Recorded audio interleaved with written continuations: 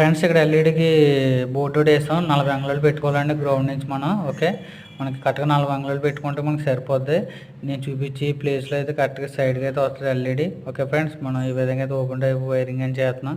మనకి కరెక్ట్గా లైన్గా మనకి ఈ విధంగా అయితే దిగ్గొట్టుకోవాలి. క్లాంప్లు వేసుకుని పర్ఫెక్ట్గా ఎటువంటి వంకర రాకుండా చూసారు కదా, డబుల్ ఫిట్టింగ్ చేసుకోవాలి.